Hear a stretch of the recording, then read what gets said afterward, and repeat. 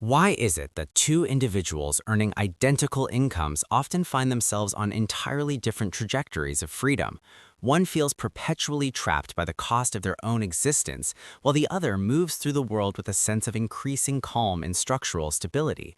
The traditional answer offered by most financial circles is a narrative of deprivation.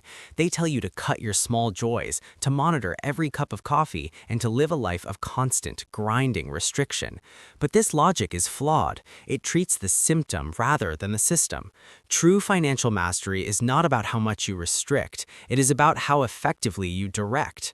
It is about moving from a reactive state of spending to a proactive state of allocation. Today, we are going to deconstruct the logic of cash flow and replace the restrictive budget with a framework of purposeful spending. This is a path toward real wealth that respects your current quality of life while ensuring your future independence through the acquisition of tangible assets and equity. To understand cash flow, we must first understand the concept of capital leakage. In the modern economy, our financial systems are designed to extract small amounts of value from us at every turn. Most people focus on their large expenses, but wealth is often eroded by 1,000 small invisible openings. These are not just subscriptions or fees, they are the structural inefficiencies of how we handle our capital.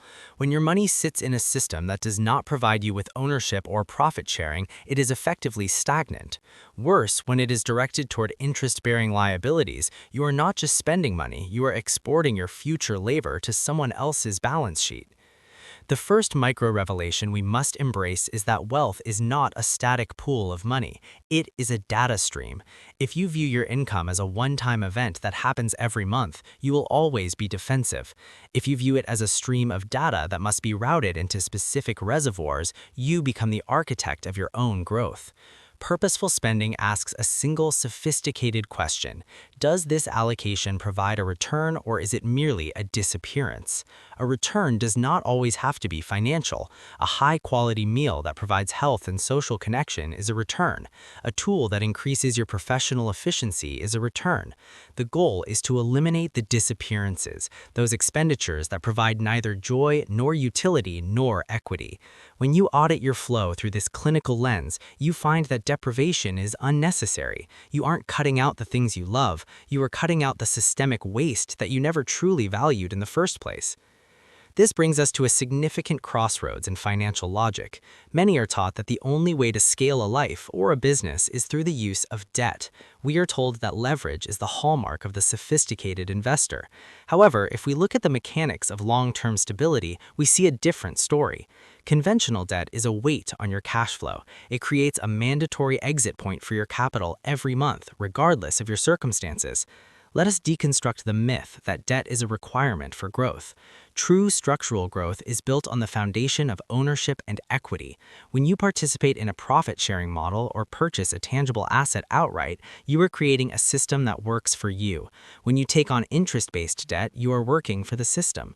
The elite financial mind understands that it is far more effective to grow at a pace supported by real assets than to artificially accelerate through liabilities that drain your monthly cash flow. This is the midpoint of our journey, the realization that the debt trap is the primary obstacle to early freedom. By avoiding the interest-bearing cycles that most people consider normal, you retain the entirety of your capital's velocity.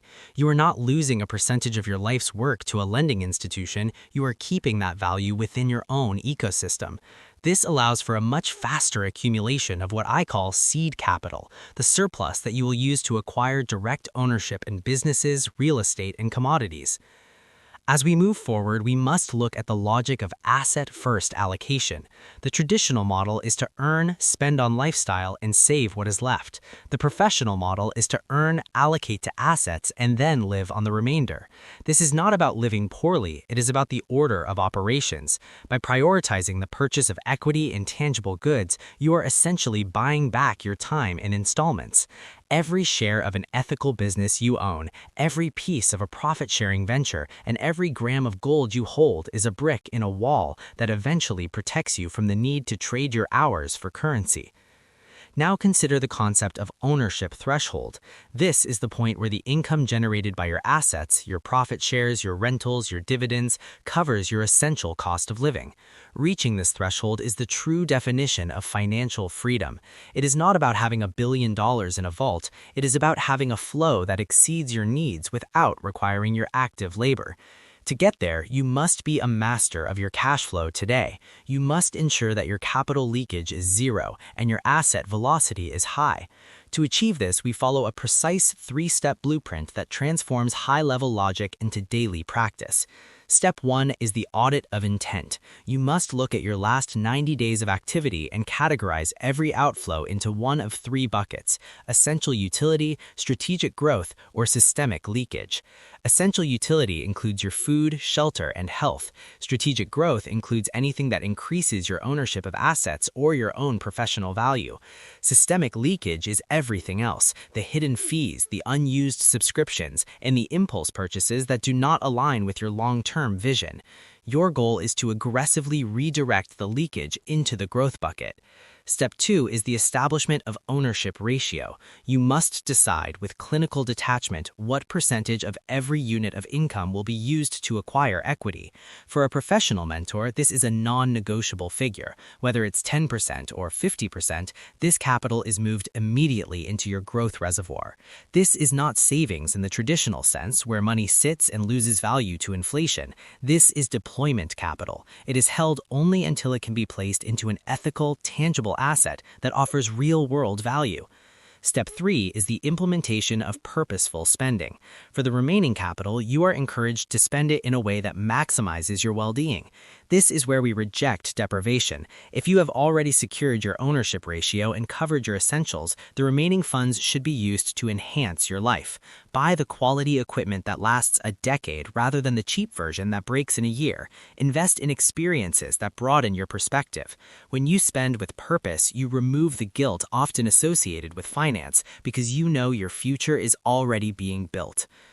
Wealth is a matter of architectural integrity. If the foundation of your life is built on debt and consumption, the structure will always be fragile. But if the foundation is built on equity, direct ownership, and a clinical mastery of flow, the structure becomes unshakable. You do not need secrets or hacks. You need the discipline to respect the logic of the real economy. As you move through your financial journey, remember that the objective is independence. Independence from debt, independence from the need to trade time for currency, and independence from the anxiety of the unknown. By mastering your cash flow without the mindset of deprivation, you are not just building a portfolio, you are building a life of dignity and choice. This is the path of the professional. It is calm, it is ethical, and it is mathematically certain. Focus on the flow, eliminate the leakage, and prioritize ownership. The result will not just be wealth, but a sense of freedom that no amount of mere spending could ever provide. Your capital is your tool. Use it with the precision of a master.